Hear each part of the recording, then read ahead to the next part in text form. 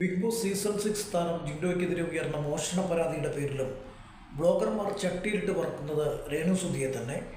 രേണുവിൻ്റെ PR work ഏറ്റെടുത്തത് ജിൻഡോയാണെന്ന് ഏതാനും ദിവസം മുമ്പ് ഇവർ പര്യവേഷണം നടത്തി കണ്ടെത്തിയിരുന്നു. നാട്ടിൽ എന്ത് പ്രശ്നം വന്നാലും അതിനെല്ലാം ഉത്തരവാദി രേണുവാണെന്ന മട്ടിലാണ് വാർത്തകൾ. രേണുവിൻ്റെ ഗെയിം പഠിപ്പിച്ച ജിൻഡോ പിടിയിലായി എന്ന മട്ടിലാണ് ബ്ലോഗർ അമ്മാവന്മാരുടെ തലക്കെട്ടുകൾ. ഇതൊക്കെ എന്തോന്നിടെയെന്നാണ് ചോദിക്കാൻ തോന്നുന്നത്.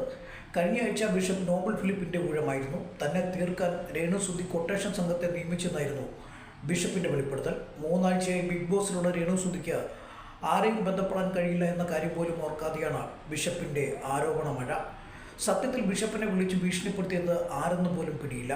അവർ സംസാരിച്ചത് എന്തെന്ന് വ്യക്തമല്ല. തൻ്റെ പ്രോപ്പർട്ടിക്കടുത്ത് ആചാരവാഹുക്കളായി ചേർന്ന് വന്നു എന്നത് മാത്രമാണ് ബിഷപ്പ് ഈ വിഷയത്തിൽ നൽകുന്ന വ്യക്തതയുള്ള വിവരണം.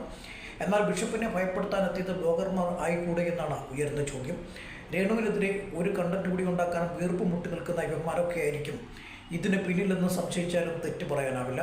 രേണു സുധിക്ക് അന്താരാഷ്ട്ര തലത്തിൽ പിടിപാടുണ്ടെങ്കിൽ അവർ ഒരു ചില്ലറ വ്യക്തിയല്ലെന്ന് നിസ്സംശയം പറയാം. സത്യത്തിൽ സാമാന്യ ബുദ്ധിക്ക് നിരക്കാത്ത ചില ആരോപണങ്ങളാണ് രേണു സുധിക്കെതിരെ പല കോണുകളിൽ നിന്നും ഉയരുന്നത്. ഇവയിലൊന്നും സത്യമില്ലെന്ന് ഒരു സമയത്ത് അവർക്കെതിരെ കണ്ടന്റ് ചെയ്തവർ തിരിച്ചറിഞ്ഞിട്ടുണ്ട്. എന്നിട്ടും അവരെ വിടാതെ പിന്തുടരുന്നവർക്ക് മറ്റു ലക്ഷ്യങ്ങളാണുള്ളത്.